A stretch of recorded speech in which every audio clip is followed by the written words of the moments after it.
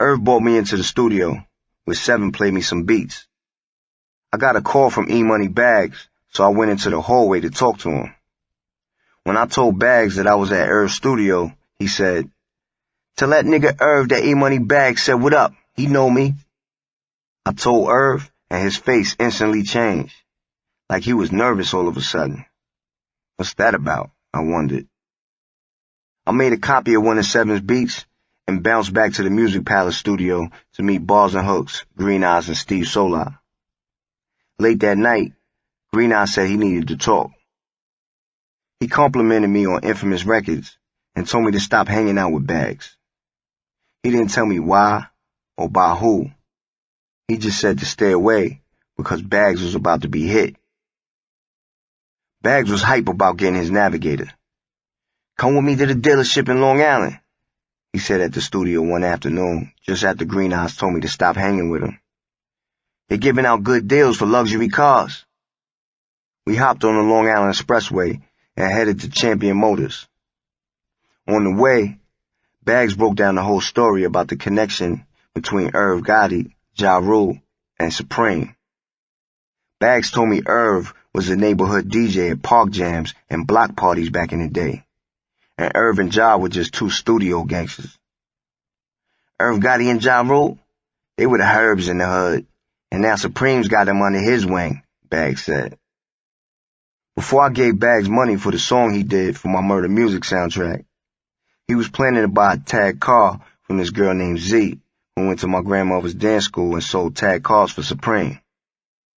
Capone from QB bought a white buggy-out Benz from her a few months prior. Bags gave Z $1,000 for a down payment, but when he got the $2,500 from me, he decided he wanted his money back to get a legit car, a Navigator, instead. "You gotta take that up with Preem," Z told him, "because he told me not to give you anything back." Supreme brushed Bags off like he was a punk. Bags was a member of a Jamaica Queens gang in the late 80s called the Young Guns that had a big brawl with another gang from Jamaica, the Lost Boys, at Sunrise Multiplex. Somebody was shot in the eye and killed inside the theater. Bags was the shooter. He's the reason why that movie theater has metal detectors to this day.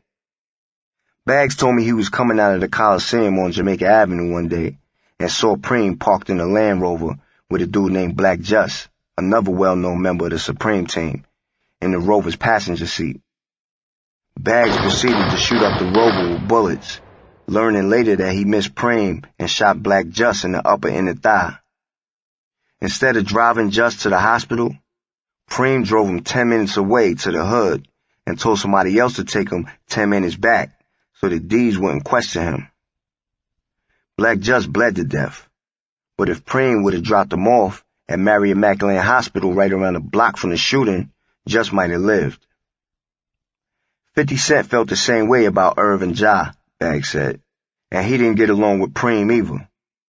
So when 50 first came on the rap scene with songs dissing Irv and Ja, Preem put a hit on 50, and that's why 50 got shot up.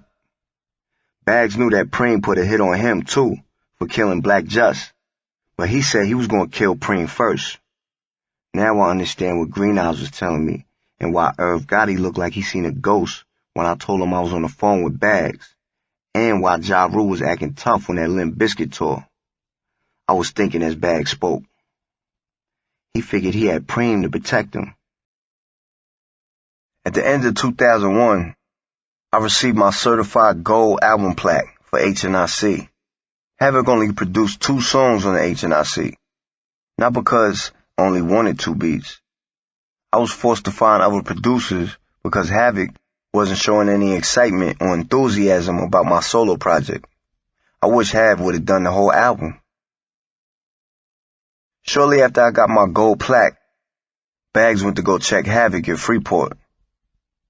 After the break-in, Hav's uncle, Lamik, gave Havoc 2 pit bulls, Black and Blaze. They ran loose in the yard and barked at all who passed by, especially mailmen and delivery people. We walked up to the gate surrounding the house, and the dogs went bananas, acting as if they wanted to kill Bags. They looked crazy.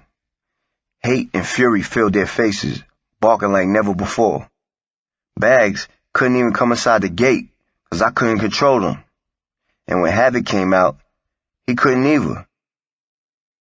Hav had never met Bags before, so he came to my truck and made small talk. We were in the area, so I just wanted to introduce them. Bags and I drove back to Queens, parked in front of Majesty's crib in Hollis. We sat in Bags' Navigator and played PlayStation for a while. I'm gonna come get you early in the morning so we can start working on that mix CD together, I said. Cool, he said. Call me when you get up. I hopped out the Navi and into my truck and went home early for a change. The next morning, I called Bags around 11 to see if he was up and ready. Somebody else picked up his phone. E? I asked, confused. No, this isn't E. Who's this? It's P. Let me talk to Bags. This is Detective... Can't remember. You'll hear about what happened to E soon. I hung up quick. Oh, shit. Did they kill Bags like Green Eye said? I wondered. Nah.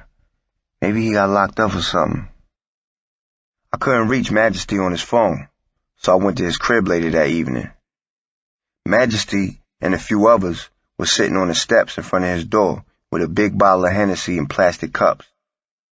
Madge explained that his family was having a cookout earlier that day in his backyard. Bags had parked his new Navigator next to the house, as usual, and they took a smoke break in the Navi because they didn't want to burn the weed in front of the kids in the yard. Madge ran back to the house to get a plate of food before it was all gone. And while he was filling up his plate, 4 masked gunmen ran up to the Navi from behind and opened fire. Bags' truck and body were riddled with bullets. Stray bullets went flying through Majesty's house and almost hit the little kids in the yard. Bags died with his gun in his hand. He must have seen them coming, but it was too late. I didn't want to cry, but it was hard not to. I couldn't control it. P, I want to show you something, Majesty said. He went into the house and came back with an 80-page spiral notebook and handed it to me. What's this? I asked. It's one of Tupac's notebooks, he said. He left it here when he used to hang out with my brother. You need to read that. I opened it and saw Pac's notes and poems, plans, scribble-scrabble, and chicken scratch. It was amazing to have Tupac's notebook in my hands. I wanted you to see this because you need to know how similar y'all niggas is, Madge said, pointing out pages outlining Pac's plan to unite OGs, community leaders, rappers, and street hustlers from every hood across America to help create more positive and peaceful communities. He had it all mapped out. Reading his notebook gave me a newfound respect for Tupac. I knew about Pac's Black Panther and activist upbringing, but now I got a glimpse of the real him. Tupac envisioned similar plans for everything that I used to talk to E-Money Bags and Majesty about, but his plan was more precise and made more sense. When I was done reading, I was at a loss for words. Looking at Madge, I felt pain for him. He lost his brother Stretch, who was murdered in Hollis in the late 90s right after Tupac was killed. Somebody shot up his MPV minivan and Stretch crashed into a tree. And now he lost his best friend, Bags. On the way home, I thought about how Hav's dogs went crazy when they saw Bags the day before. Could it be they sensed something? Maybe E had an eerie energy that the dogs could feel. R.I.P. my nigga.